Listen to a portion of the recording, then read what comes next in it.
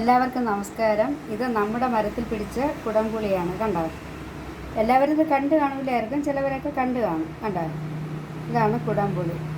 ഇത് പച്ച കളറായിരിക്കും മരത്തിൽ നിന്ന് എടുത്തപ്പോൾ. അതിനുശേഷം ഇത് പഴുത്ത് ഈ കളറായതാണ്, മഞ്ഞ കളറായതാണ്. ഇനി നമ്മളിതിനെ അരിഞ്ഞ് ഇതിൻ്റെ കുരുണ്ട്, കുരു ഉള്ളിലുണ്ട്, അതിനെ എടുത്ത് മാറ്റിയിട്ട് ഇതാ കാണിച്ചു തരാം. കുരു ഇരിക്കുന്നത് ഇതാ കണ്ടില്ലേ? കണ്ട ഇതാണ് അതിൻ്റെ കുരു. രണ്ട് ഇതിനകത്തുണ്ട്, കാണിച്ചു തരാം. ഇതിനുള്ളിലുണ്ട്, ഉണ്ടോ? 4 കുരുവുണ്ട്. ഇനി നമ്മൾ ഇതിനെ എടുത്തിട്ട് രണ്ടായിട്ട് എത്ര വേണമെങ്കിലും പിളർന്നെടുക്കാം. നമുക്ക് വേണമെങ്കിൽ ചെറുത് നോക്കാം. ഞാനിപ്പോൾ 2 ആക്കിയത്. ഇത് ഈ കലത്തിൽ ഇത് ചെറിയ കലമാണ്. ഇതിനകത്ത് ഞാൻ ഉപ്പാണ് ഇട്ടേക്കുന്നുണ്ടോ? പൊടി ഉപ്പാണ് ഇതിൽ. ആ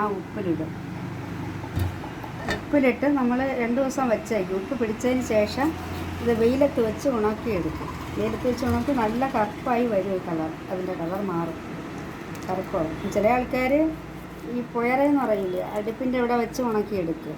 അതായത് പുക കൊള്ളിച്ച് ഉണക്കിയെടുക്കും. അപ്പോഴാണ് കുറച്ചുകൂടെ കറുക്കുന്നത്. നമുക്കിപ്പോൾ വെയിലത്ത് വയ്ക്കാം.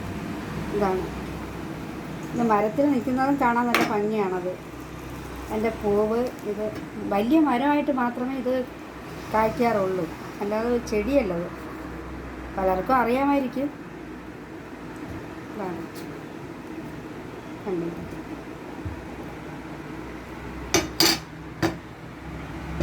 ഇതും കൂടി എടുക്കില്ല, ഇത്രയല്ലേ ഉള്ളൂ. അത്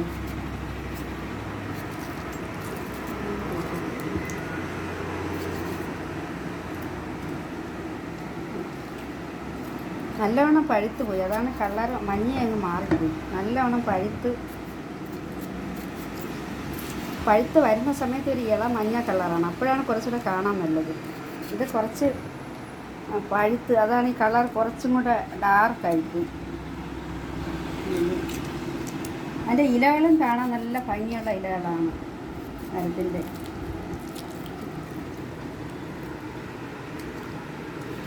നമ്മുടെ വീട്ടിൽ ആദ്യമായിട്ട് പിടിച്ചതാണ്. ഉപ്പും കൂടെ ഇട്ട് നല്ലവണ്ണം വിരവി ശരിയാക്കിയിട്ട് നമുക്കത് 2 ദിവസം ഇങ്ങനെ വച്ചേക്കണം, എങ്കിലേ പിടിക്കുള്ളൂ. ഉപ്പ് നല്ലതായിട്ട് പിടിച്ചതിന് ശേഷം നമുക്ക് വെയിലത്ത് വെച്ച് ഉണക്കി എടുക്കാം.